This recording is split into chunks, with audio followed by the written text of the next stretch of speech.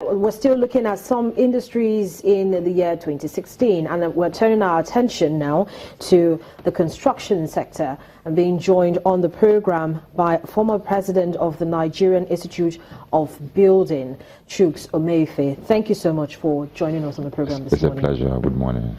So, on a score of 1 to 100, how would you rate your industry's performance this year? Conservatively, I would say maybe 30%. Because what has happened is that since this new regime came to power, there has been a lot of downturn in construction. As you are aware, most of what has happened in the past is basically due to because of free fund in the system. The government has been able to close up those leakages, and such construction is the worst affected by this particular initiative. However, what again has caused some of this problem is because of the increase of the materials for construction. Especially cement. Cement has gone to 2,300 as of today, and somehow you start wondering why should this happen. You know, nobody can give any reason why it is happening. Maybe people say foreign exchange and things like that. And again, the foreign direct investment that used to come into the country, basically for the estate developments across the country, it's no longer coming because of the inconsistency in the dollar rates. Investors are scared. If they bring in dollar at this amount of exchange rate, what happens next year, what happens in 2 years' time. So all this has caused a lot of impact on the industry in such a way that most of the development that you see going on are privately initiated. Yes, I was also going to ask, because the number of build-to-own homes versus rent-to-own homes was really very low. We had, and even those that were put up for rent, not a lot of people could afford the rent. No, as a matter of fact, what is happening is that a lot of houses for let are just empty because people cannot afford the going rate. And I think over time, this rate should come down because in the past, there's so much loose fund in the system. They are no longer there. So what do? You want to keep your house for 2-3 years without being rent, without making any income from it? That's the issue. But I think much more than that is the fact that the government should continue with this initiative. Close loose fund. Let us be realistic with ourselves in this country. Let's know what we have. I mean, despite all the development that happens in the past years, the productive sector of this country has not grown. We are still in the place where we are maybe 20-30 years ago in terms of productivity. Manufacturing industry, everything is where they are. And there was so much development going on, which for me are like very, very fake. You know, if you look at it very, very well. But then there were some positives recorded in the year, I'm sure, especially with regards improved skills development and professionalism for people. Yes, in that area, yes, a lot has really happened in terms of skill development for artisan and craftsmen, and also professional input into most of these government policies. As you are aware, legislation remains one of the essential inputs of governance and how government rules control the policy. But the major issue is that, yes, artisan and craftsmen are being trained. We are going to be engaged. That's the question. But the way it is now, construction is down. No housing development is going on all over the country in terms of that kind of momentum, that kind of volume. You can talk about the engagement of these artisans who are really trained. And training entails a kind of a consistent application of your skills to a set of works. And when these works are not there, what happens? The skills go down. So what you have at the moment is that, yes, a lot is being done in terms of manpower development in the sector, which I think over time will yield its dividends. But for now, a lot of things are just down there. But then we still also had the case, even though fortunately this year there wasn't so many cases of building collapse recorded, but we had one in Uyo happening, we've had in Lagos as well, and this has continued to raise concerns that in spite of this very skilled industry that we keep talking about, we still have to deal with issues of collapsed buildings. So safety was also a very major highlight for your industry in 2016. I think the basic challenge we have is in terms of legislation. Legislation on safety issues? Yes, legislation. Because if you look at what has happened in Uyo, for instance, the Nigerian Institute of Building, which President I was at a particular time, made the presentation to the government of Akwa Ibom State when we saw level development taking place in that particular place. They knew that something was going to go wrong. But the government rebuffed those initiatives. There is no way you can put an industry to be all commerce affairs. It's not possible. Development is a product. A house is a product, a bridge is a product. People are trained to manage this product in terms of their production. So what happens in Nigeria? Designs in terms of all these products are being regulated, purely regulated. You can't do anything in this country without being asking to say, provide an architect to stamp it, to do a drawing for you. You can't do a building project. An engineer comes in and says, okay, if the building is going to 2-3 buildings, provide the fabric for the building to stand. That is where regulation stops. Despite the laws that we have in this country, urban regional planning and development law, that of Lagos State, which is very, very, for me, a good way to start. The regulation that follows it is deficient in all aspects and ramifications. Because the commercial aspect of the industry is left to all comers to join in without any regulation. Why are we playing politics with the life of people? What happened in New York would have been avoided if, for instance, professionals were involved in that construction. So you're bringing up that urban and regional planning. This is one conversation, too many, that we've had, not just on the program, but also online as well. The debate has been going on.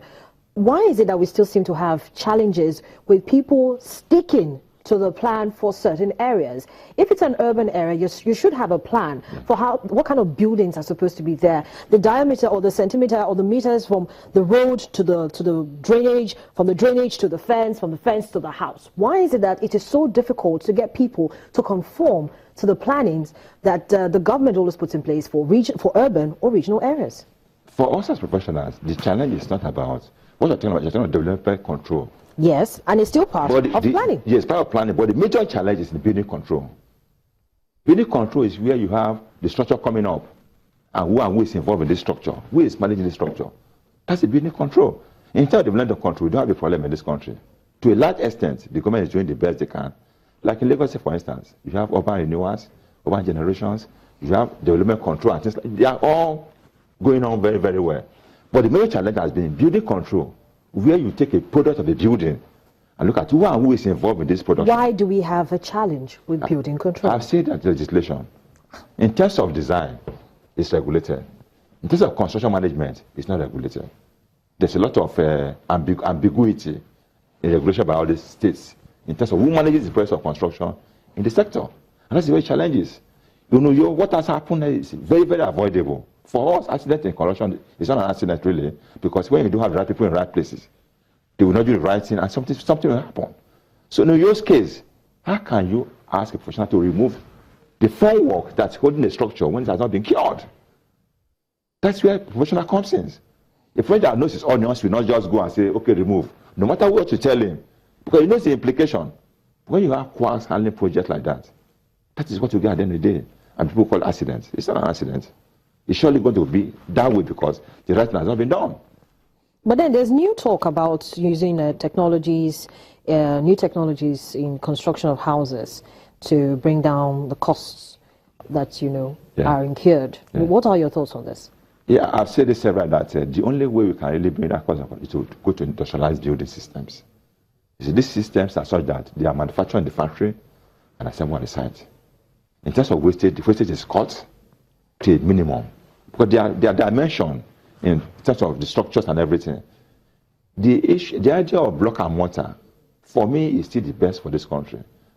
But the problem you have is that there's a lot of problem when it comes to block and mortar. Because what you have is that a lot of time, these projects are not given as a turnkey project. If you are doing a housing project, for instance, the project is not given from the beginning to the end. There's a lot of bureaucracy involved. But when you talk about industrialized buildings, the thing is packaged from the beginning and delivered in terms of procurement totally without any problem. So it is not a problem that we cannot do housing in terms of block and mortar. We can do a lot of housing with that if you are really sincere. Nothing is wrong with block and mortar. But a lot of people believe that for you to deliver a fast building, to cut the gap between the housing deficit in this country, industrial building is the solution.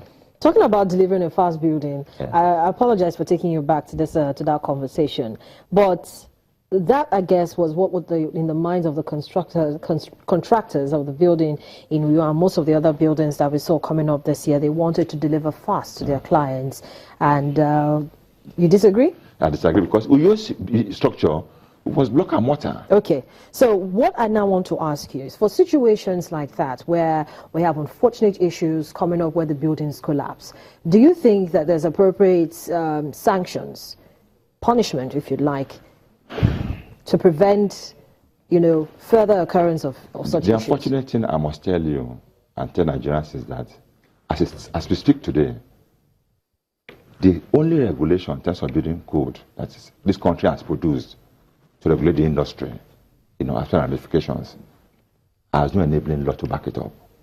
The states are domesticating this building code in their states, but there is no law that says, like I said, the legislation is very, very essential to implement government policies. As I speak to you today, there is no law anywhere in this country that says, if a building collapses, what should happen to the person that is involved? There's no law like that.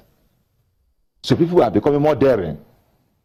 National Assembly has refused to pass that enabling law that will back up National Building Code that makes it criminal for anybody that gets involved in the building that collapses.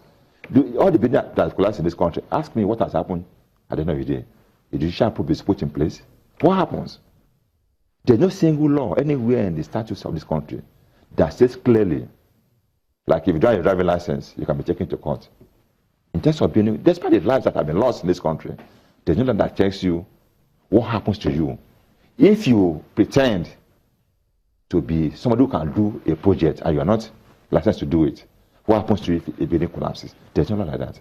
So why will you now continue building collapse in this country when there's no check on who and who is doing these things?